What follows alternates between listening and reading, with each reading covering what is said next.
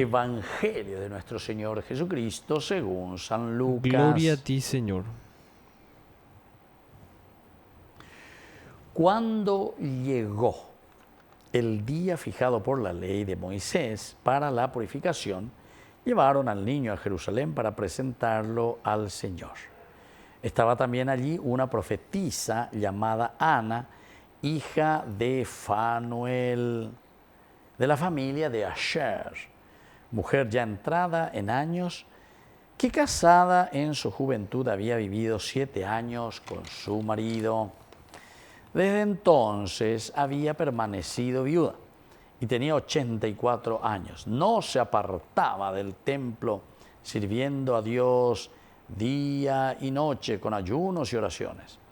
Se presentó en ese mismo momento y se puso a dar gracias a Dios. Y hablaba acerca del niño a todos los que esperaban la redención de Jerusalén. Después de cumplir todo lo que ordenaba la ley del Señor, volvieron a su ciudad de Nazaret, en Galilea. El niño iba creciendo y se fortalecía lleno de sabiduría, y la gracia de Dios estaba con él. Palabra del Señor. Gloria a ti, Señor Jesús. Queridos hermanos, qué lindo que es lo que el Señor hoy nos está ofreciendo. Hoy estamos mirando que la presentación de este niño, ¿dónde lo presentan? Lo presentan al templo. Según la tradición, los 40 famosos días, ¿verdad? Cuando llega el tiempo fijado por la ley de Moisés.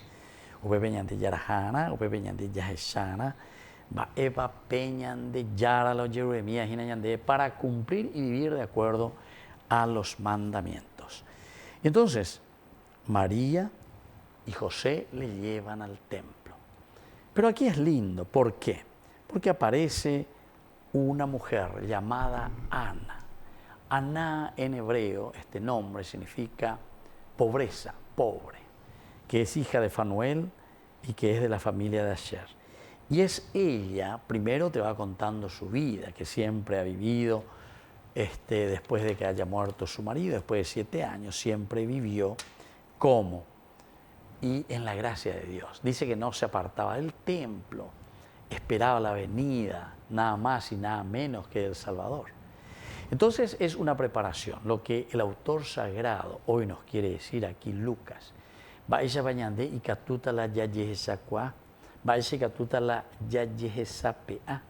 Que aquí en medio de nosotros está el Salvador. Nosotros, queridos hermanos, ya estamos en este día sexto dentro de la octava de la Navidad. Dentro de la octava de la Navidad. Y entonces podemos descubrir, entonces nosotros podemos entender que la gracia de Dios siempre actúa en la medida en que nosotros también predisponemos nuestro corazón. Esta mujer, Aná, que quiere decir pobreza, quiere decir abierta a la gracia de Dios. Aná, Anawin, Daegola Imboriajúa en el sentido económico, y tal vez también, ¿verdad? Porque el que se pone en manos de Dios no está detrás de intereses falsos o intereses vanos o intereses que no te lleva a lo esencial de la dignificación del hombre. Y entonces, ella está siempre en el templo, rezando, ayunando. ¿Por qué te cuenta esto el evangelista? Porque si queremos descubrir, porque ella siempre está en el templo, queremos descubrir que aquí había sido en este niño, ¿cuántos niños habrán pasado? Pero ella es capaz de descubrir que en este niño se estaba manifestando nada más y nada menos que la presencia de Dios Salvador, el Mesías, el Salvador. Y por eso dice, lo toma entre sus brazos y hablaba acerca del niño, y todos esperaban la redención de Jerusalén. Después de cumplir todo lo que ordenaba la ley, volvieron a su ciudad de Nazaret en Galilea. Y aquí también concluye, ¿verdad?, nuestro evangelio, queridos amigos. Ellos, después de haber cumplido, algo importante, entrar en la comunidad, hacer lo que la comunidad nos pide. porque este es un problema serio para nuestras familias muchas veces. Estamos en la ñandero pues dos ya poseía con ambas y con A. Este domingo que pasó, ayer, ¿verdad? Estuvimos celebrando a la Sagrada Familia. Y la Sagrada Familia significa Jesús, José y María, es decir, papá, mamá, los hijos. En la medida en que nosotros aunamos, hacemos una unidad de nuestra vida, ciertamente que vamos a poder después comprometernos.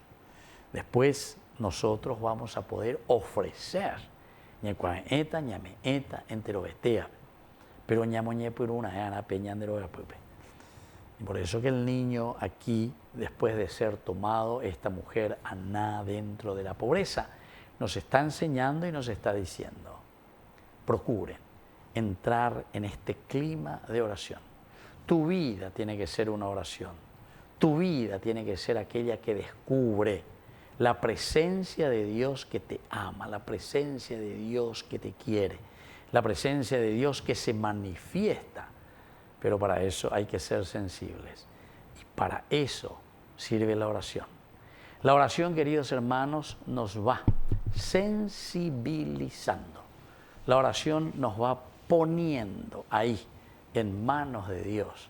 La oración nos va poniendo a nosotros en este camino esencial y fundamental para que nosotros también después podamos ofrecer lo mejor a nuestra familia.